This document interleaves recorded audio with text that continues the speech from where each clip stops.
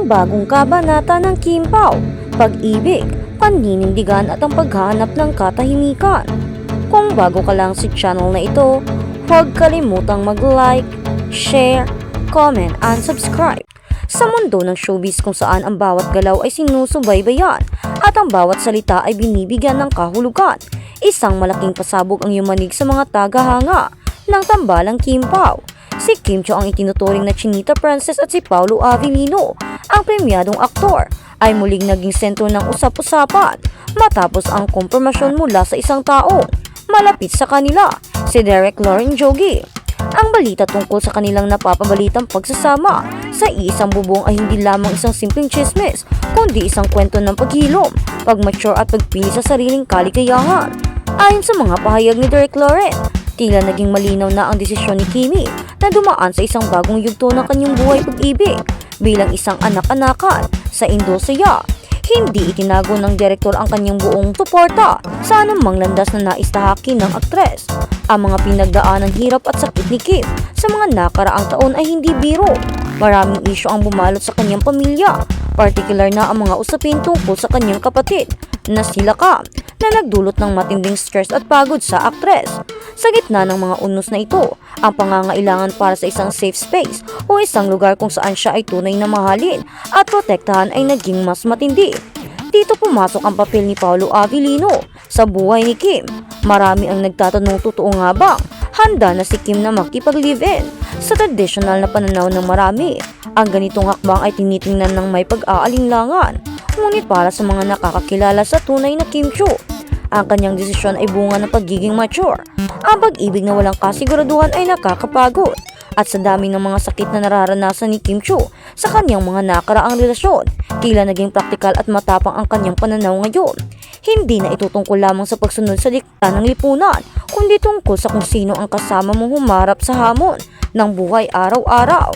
Ang mga komento mula sa publiko ay nahahati, ngunit mas marami ang nagpapakita ng pag-unawa. Sabi ng ilan, kung sila man ang nasa posisyon ni Kim na dumanas ng sunod-sunod na problema, baka mas piliin din nilang bumaliktad ang desisyon sa buhay at humanap ng tunay na kalinga.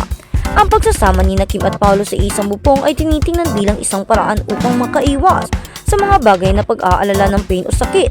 Sa piling ni Paolo, tila natagpuan ni Kim ang katahimikang matagal na niyang hinahanap.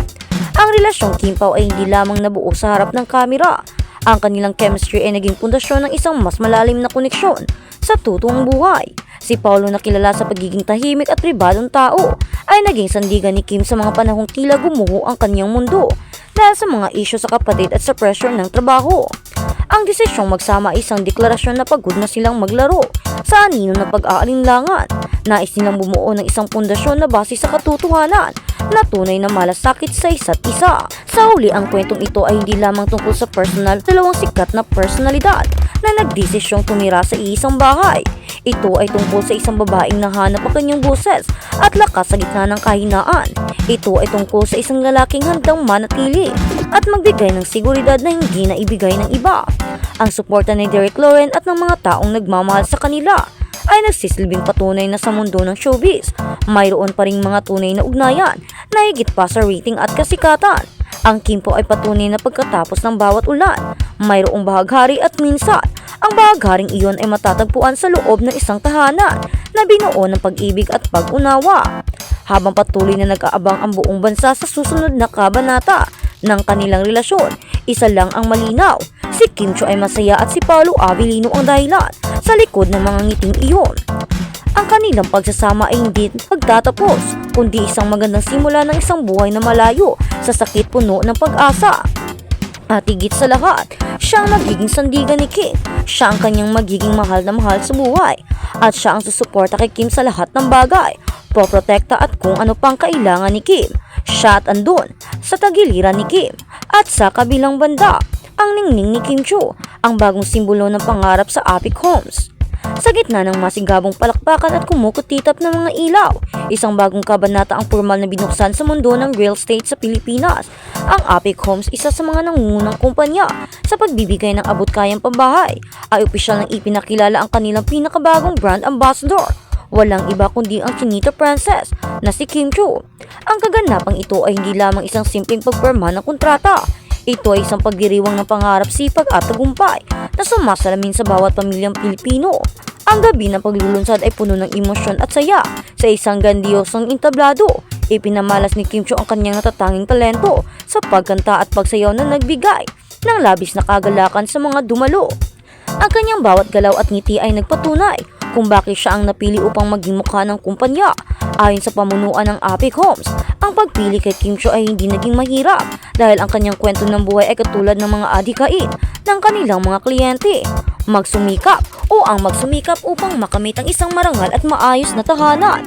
Bilang isang aktres na kilala sa kanyang dedikasyon sa trabaho, ipinahayag ni Kim ang kanyang labis na pasasalamat sa pagkakataong maging bahagi ng pamilyang ito. Sa kanyang talumpati, binigyang diin niya ang kahalagahan ng pagkakaroon ng sariling bahay. Para kay Kim, ang bahay ay hindi lamang struktura, ito ay pundasyon ng pagmamahalan at seguridad. Aniya, sobra akong masaya at honored na maging bahagi ng pamilyang ito dahil naniniwala ako sa kanilang misyon na tulungan ang bawat Pilipino na magkaroon ng sariling tahanan na matatawag nilang kanila. Ang pagsasama ni Kim Chiu at Apic Homes ay tinuturing na perfect match. Ang sigla at positibong aura ni Kim ay perpektong kumakatawan sa layunin ng kumpanya na magatid ng pag-asa. Sa loob ng maraming taon, ang Apic Homes ay patuloy na nagtatayo ng mga komunidad kung saan ang mga ordinaryong manggagawa ay may pagkakataong magkaroon ng bahay sa pamamagitan ng madaling proseso at abot kayang halaga. Sa pagpasok ni Kim bilang kanilang kinatawan, inaasahan na mas marami pang Pilipino ang mahihikayat na simulan ang kanilang paglalakbay patungo sa pagmamay-ari ng bahay. Hindi rin matatawaran ang epekto ng kaganapang ito sa mga taga-suporta ni Kim sa social media. Agad na naging trending ang mga larawan at video ng kanyang performance. Marami ang humanga sa kanyang kagandahan habang suot ang isang eleganteng asul na kasuotan na tumutugma sa tema ng kaganapan. Ang kanyang presensya ay nagdala ng bagong kislap, ng bagong imahe ng kumpanya na ginawa itong mas malapit sa puso ng masa. Sa likod ng mga kamera, ipinakita rin ang proseso ng paghahanda para sa endorsement na ito. Mula sa mga photoshoot hanggang sa paggawa ng commercial, makikita ang pagiging professional ni Kim. Bawat detalye ay pinag-uusapan upang masiguro na ang mensahe ng pagtitiwala at kalidad maiparating ng maayos sa publiko. Ang mga opisyal ng kumpanya ay nagpahayag ng kanilang tiwala na ang kolaborasyong ito ay magbubunga ng mas malawak na pagkilala sa kanilang mga proyekto sa iba't ibang bahagi ng bansa. Bukod sa pagiging isang sikat na artista, si Kim Chiu ay kilala rin sa kanyang mga kawang gawa at pagtulong sa kapwa. Ang katangiang ito ay isa rin sa mga dahilan kung bakit siya ang perfectong ambassador.